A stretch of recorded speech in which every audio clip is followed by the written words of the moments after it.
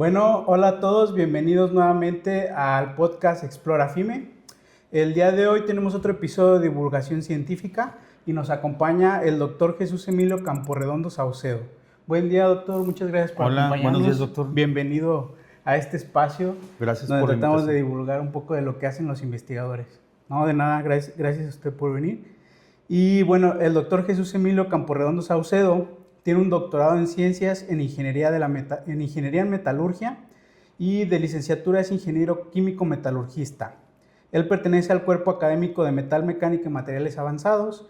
Y bueno, para empezar me gustaría, doctor, que nos platicara un poco cuál es el área o la línea de investigación principal que trabajan en su cuerpo académico o el propio, ¿verdad? Que no necesariamente es exactamente el mismo que el cuerpo académico donde a veces trabajamos, ¿verdad?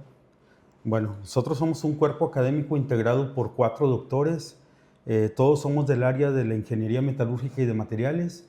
Estamos, por lo tanto, haciendo proyectos relacionados a nuestra formación académica. Estamos trabajando principalmente procesos metal mecánico, síntesis y caracterización de materiales avanzados. Síntesis y caracterización de materiales avanzados. ¿Y qué otra cosa me dijo, perdón? ¿Simulación? Sí, es modelación y Simulación. simulación, optimización de procesos metal mecánicos. Ok. Bueno, también me gustaría mencionar que es el primer invitado de este cuerpo académico que tenemos por aquí, si no me equivoco. Posteriormente vamos a traer de invitados también a los demás miembros y vamos a ver que aunque todos son del mismo cuerpo, pues cada quien a veces se especializa en un área diferente, ¿no? Entonces, por ejemplo, Así aquí que es. tienen síntesis, caracterización, modelado y simulación de materiales, a lo mejor alguien se dedica a una cierta parte de estas, ¿no? No sé si es el caso, si es tu caso, doctor, que a lo mejor te especializas más en una de estas áreas. Bueno, tenemos un espectro amplio de temas de especialización. Cada uno trabajó en su maestría, en su doctorado y posteriormente en proyectos con la industria o proyectos de ciencia básica con CONACYT en diferentes temas y nos fuimos acentuando en cada uno de ellos. En mi caso, pues soy ingeniero químico metalúrgico. En mi maestría estudié metalurgia extractiva no ferrosa. Esa es la parte de la metalurgia que se dedica a la parte de extracción, de tomar los minerales, analizarlos y diseñar el proceso mediante el cual es posible extraer con la mayor eficiencia los valores o metales de interés. Posteriormente, mi doctorado lo hice en modelación y simulación matemática de procesos de solidificación de acero en colada continua y ahí pues prácticamente fue conocer los fenómenos de transporte, la transferencia de calor, la transferencia de masa, la transferencia de cantidad de movimiento, las ecuaciones de solidificación, los defectos superficiales de los planchones durante el proceso de solidificación y prácticamente se trató de diseñar un sistema experto para predecir la formación de defectos durante la solidificación de esas piezas metálicas primarias a partir de las cuales se obtienen ya, por ejemplo, láminas, hojalata, etc. Ok. Bueno, ahí a lo mejor parecería redundante lo que voy a decir, pero digo, para que no quede duda, ¿cuál es la utilidad de hacer todo esto? Pues reducir costos, mejorar el aprovechamiento de los recursos, ¿no? Entonces, al hacer la simulación, al hacer la predicción de todas estas fallas, es lo que podemos ahorrar, ¿no? Dinero, tiempo y aprovechar de mejor manera los recursos materiales. Por ahí, bueno, me surge una duda porque cuando hablamos de extracción de materiales no ferrosos, yo lo que pienso es en minería, ¿no? Pero a lo Así mejor es. yo que no soy del área, no sé exactamente qué es lo que, o dónde interviene la ingeniería en esa, o más bien cómo interviene, ¿no? Porque a lo mejor es obvio que se necesita ingeniería para hacer todo este tipo de procesos, pero exactamente, o bueno, no sé si nos puedes dar un ejemplo más bien de qué es lo que se hace, cómo interviene la ingeniería. Sí, la metalurgia extractiva es fundamental y está en continuo dinamismo.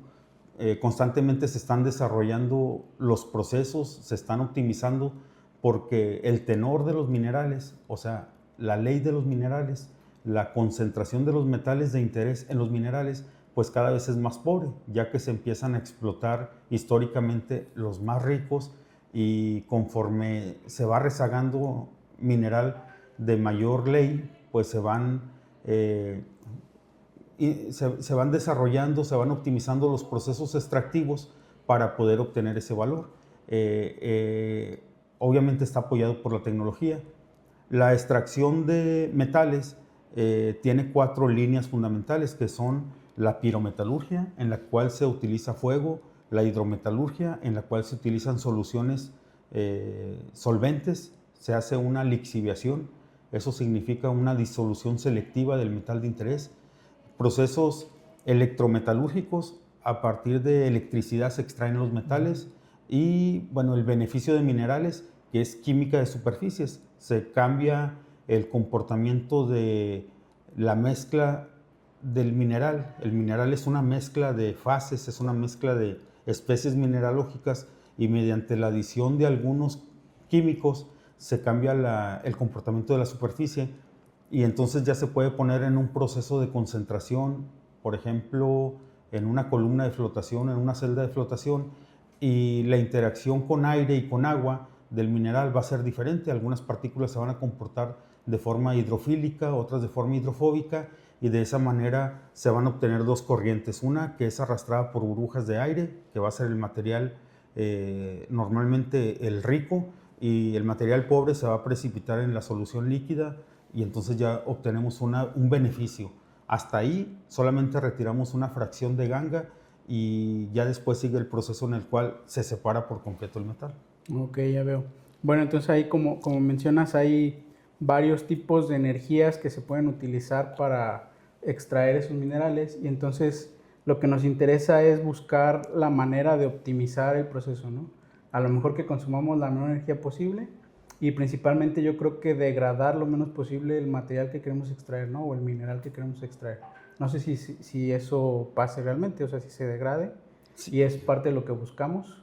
Sí, por ejemplo, en la metalurgia extractiva, los minerales se trituran para fraccionarlo y separar partículas que son de valor económico y partículas que no lo son, a las cuales se les llama ganga. Entre más fina sea la molienda, mayor es la eficiencia en la separación, pero mayor es el costo de energía. Entonces hay un punto de equilibrio al cual hay que triturar para lograr esa liberación del material de interés. Posteriormente se utilizan reactivos químicos para ahora separar esa mezcla de materiales que ya están triturados, y también se optimiza la concentración de esos reactivos que normalmente son caros. Se optimiza la energía al pasarlos por un proceso de flotación. Se utilizan compresores para insuflar el aire. Se utilizan bombas para pasar las pulpas a través de las diferentes columnas o celdas de flotación, y bueno, todo eso es energía. La optimización del proceso se basa en adecuar la química superficial de los materiales y en minimizar el número de pasos que se hacen al proceso de limpieza. Ok. En el caso de procesos pirometalúrgicos, pues obviamente al remover la mayor cantidad de ganga, tenemos menor cantidad de material con la mayor cantidad de valores, que es el metal de interés, y el proceso de fusión pues va a requerir menos energía entre más concentrado tenga el mineral. Muy bien. Bueno, y eso es lo que comentabas que estudiaste durante tu maestría, ¿verdad? Todo este tipo de cosas. Luego en el doctorado fue cuando entraste más a la parte de simulación, que también es optimización, como quien dice, de procesos, pero decías que específicamente en el proceso de colada continua, ¿cierto? Así es. Por aquí ya alguien ha expuesto, creo que incluso 2 personas del proceso de colada continua, que como saben aquí en la región son procesos muy, muy conocidos en esta región. Entonces ya lo hemos explicado, pero aquí ¿cuál es la intervención que ustedes realizan, o qué es lo que analizan en ese proceso? Bueno, en este caso, este proceso fue el CSP, es el Continuous Strip Production. Es un proceso de planchones delgados. Por ejemplo, en la siderúrgica local se tenía puro planchón grueso, que son planchones de 20 centímetros de espesor. En el caso del proceso que yo estudié a nivel doctoral, sobre el cual hice mi tesis, era un planchón delgado de tecnología europea.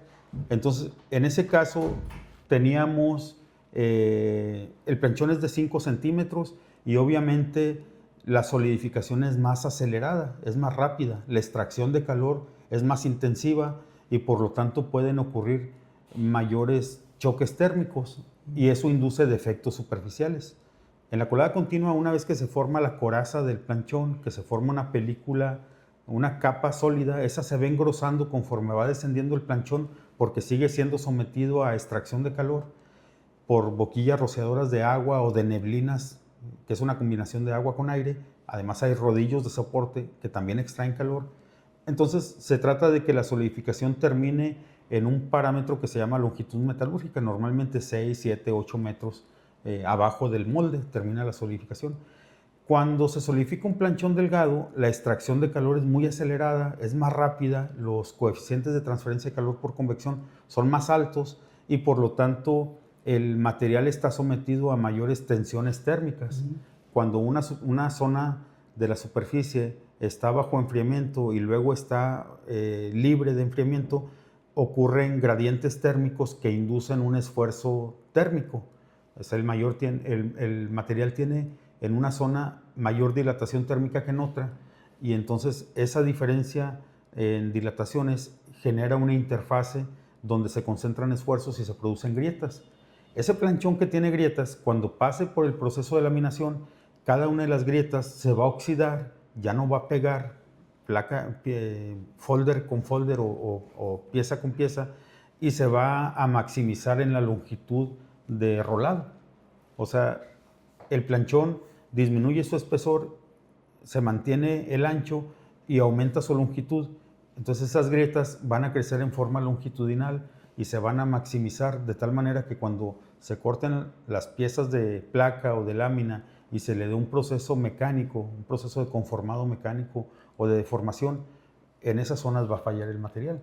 Por eso, al simular el proceso de solidificación, pues se trata de generar las condiciones de enfriamiento óptimas para que se reduzca el número de defectos superficiales.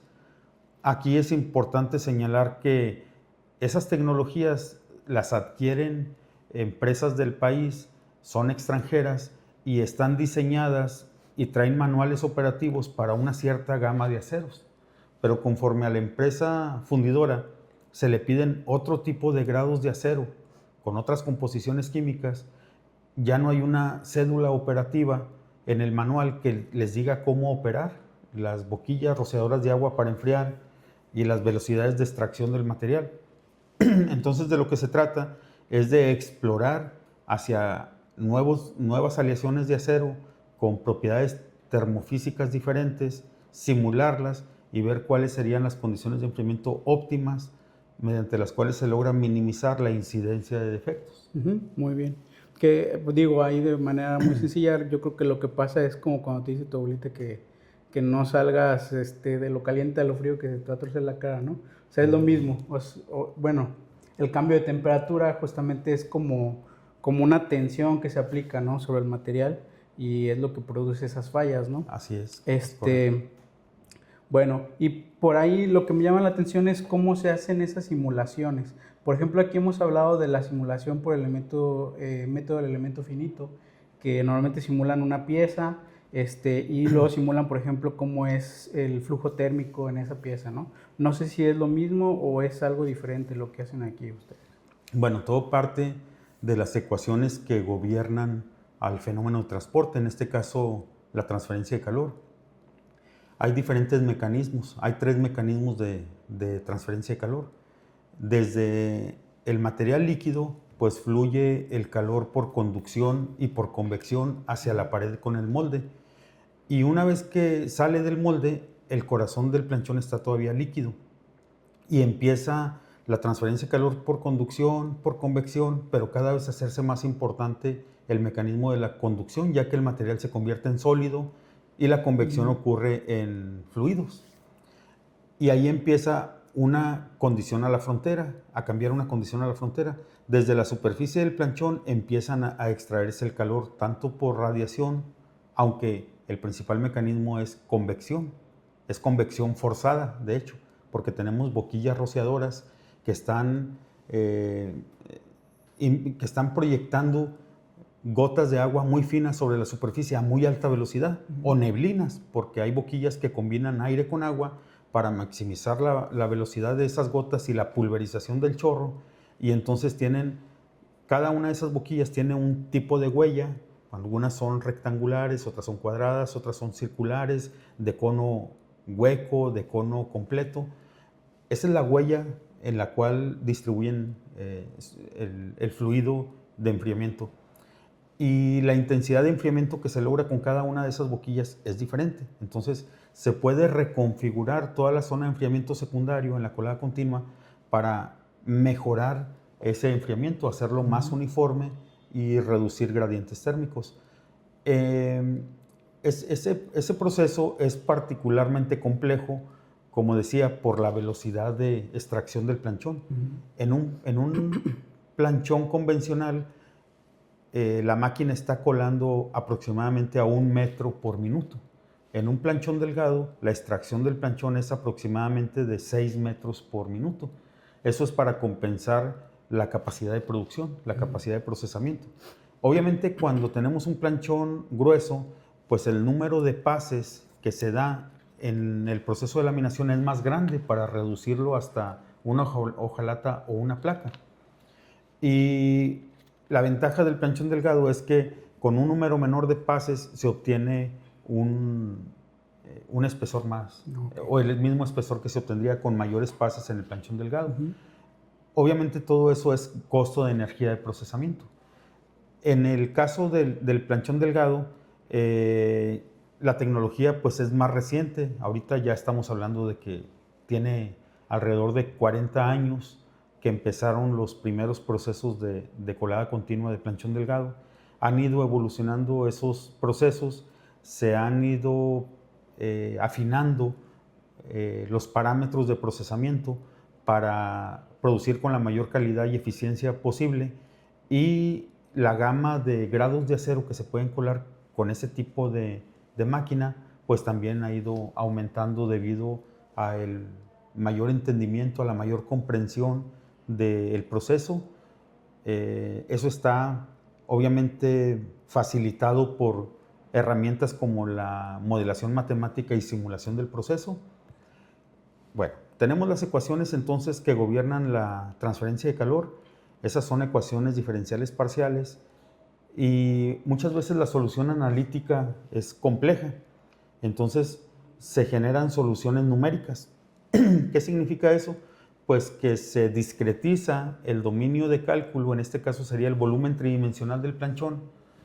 Vamos a llamarle, se construye una malla de 1 milímetro por 1 milímetro. Si estamos hablando de planchones de 1 metro, pues son 1000 milímetros, 5 centímetros, son 50 milímetros, y luego por 6 metros. Entonces tenemos millones de pequeños volúmenes de 1 milímetro cúbico.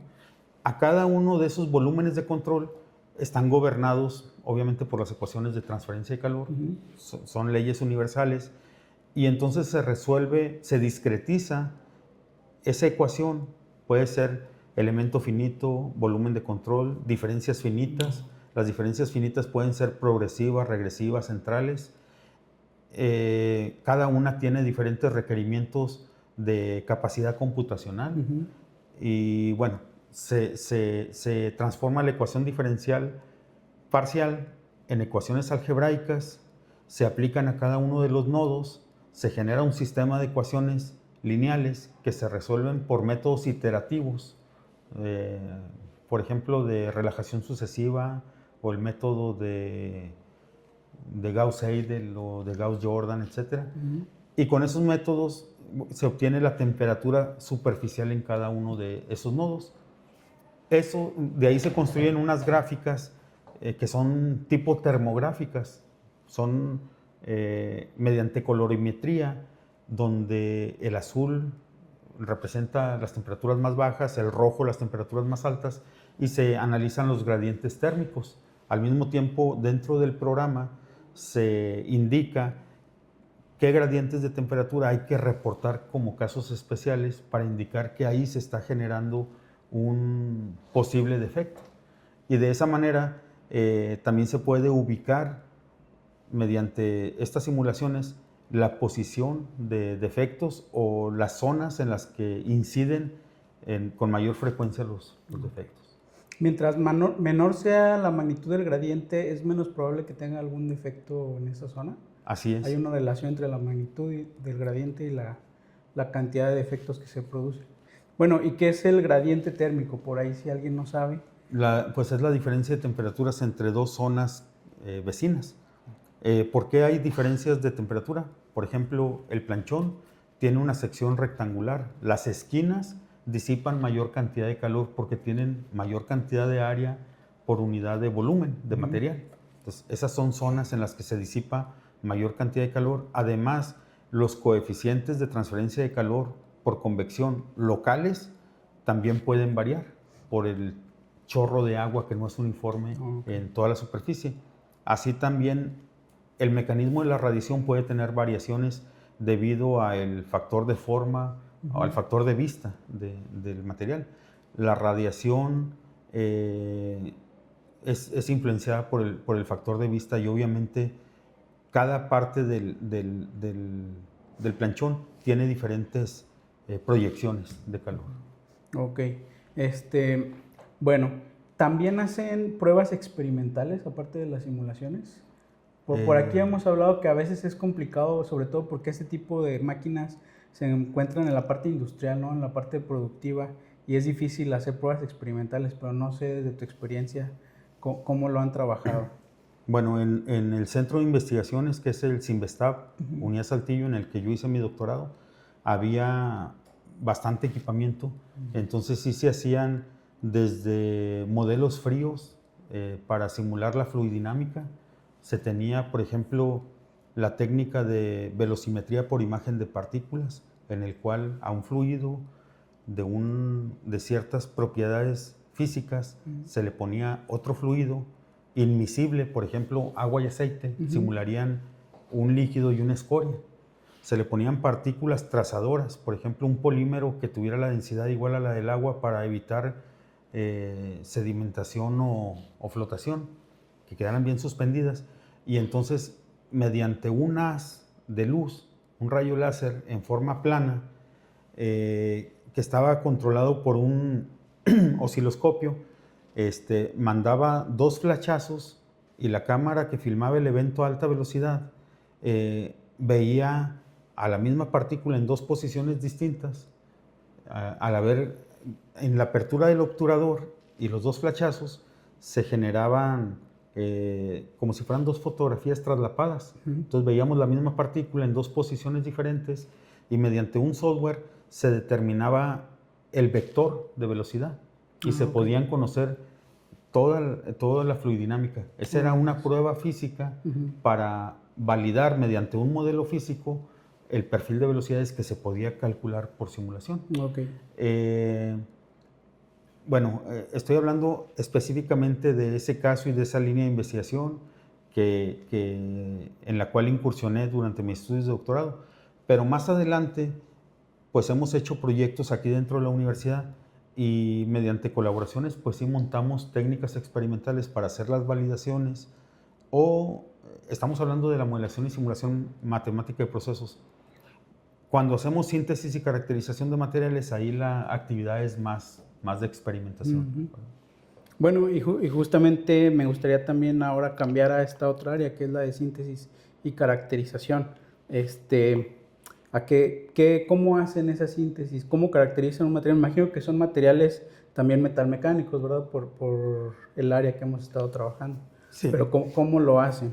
Bueno, ahí en este caso, en el grupo de investigación, hay diferentes temas de interés, diferentes áreas de especialización y se hacen desde tratamientos termoquímicos, que es a un material, digamos un acero, hacerle un proceso difusivo o hacerle, pues sí, un proceso, se llama proceso termoquímico porque le adicionamos desde la superficie por difusión algún elemento que genera fases en el interior, genera compuestos químicos que tienen diferentes propiedades mecánicas, diferentes propiedades térmicas, magnéticas, etc.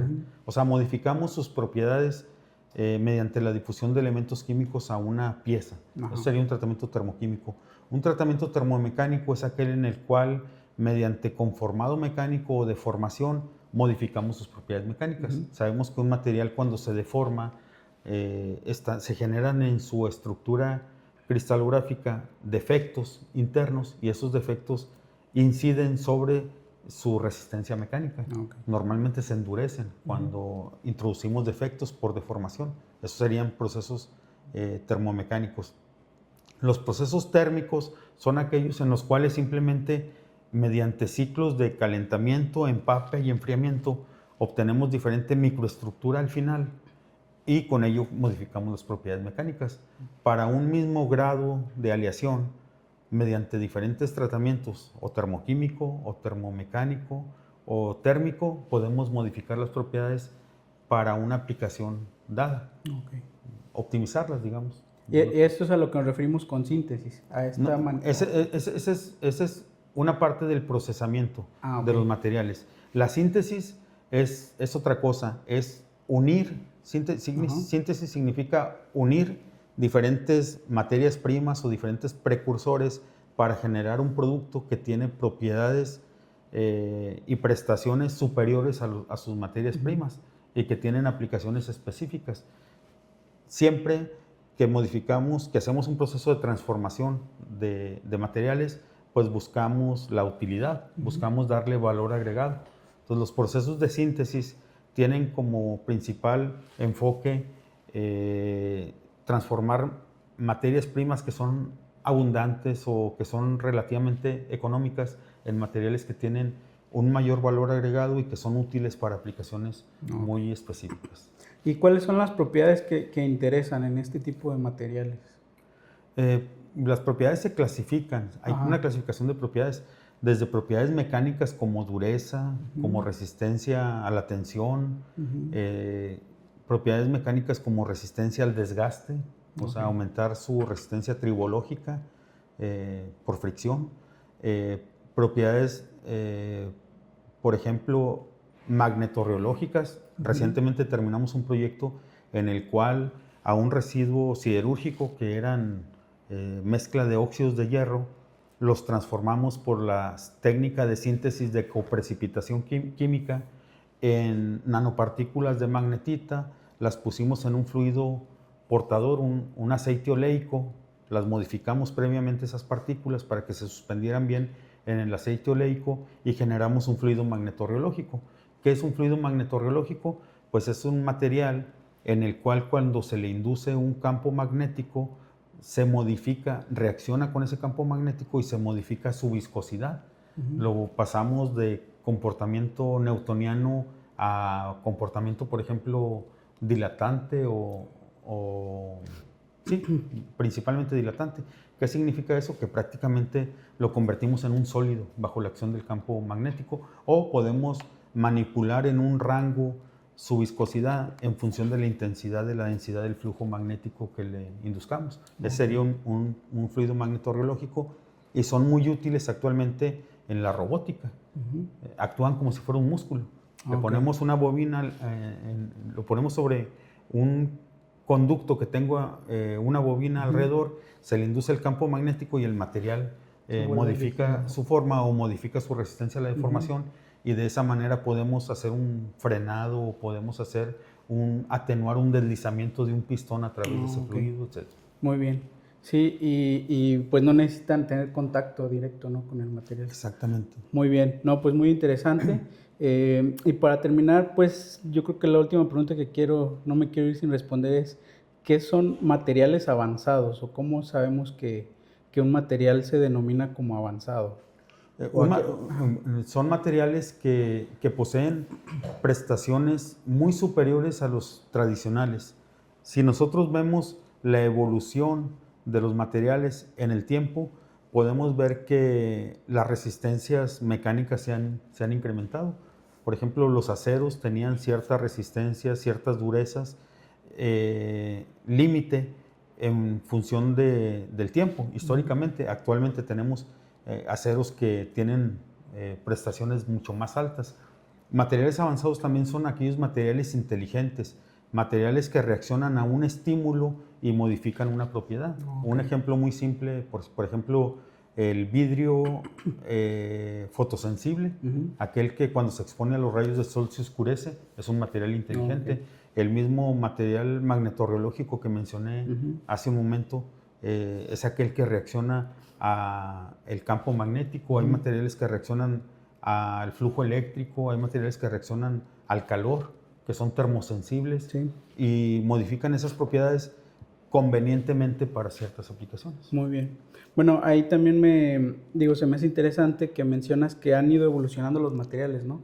Justamente cuando describes todo el proceso, que dices para el enfriamiento de los planchones se usan rociadores, se usan, bueno, los rodillos que también causan ahí enfriamiento, la convección, la radiación, etcétera. Pues uno dice, pues son cosas sencillas, ¿no? Que a lo mejor a cualquiera se le pueden ocurrir y a lo mejor desde hace mucho tiempo se hacían. Pero ahora con la tecnología, con la aplicación de la ingeniería, puedes irte como que milimétricamente ajustando y optimizando esos procesos. Entonces el aprovechamiento es mejor. Y como dices, por eso se han ido mejorando las características, ¿no? Entonces, procesos que antes a lo mejor se hacían de la misma manera, pero no con la misma precisión o la optimización que ahora se puede tener. Y eso es gracias a todo este tipo de investigaciones que se hacen ahora, ¿no?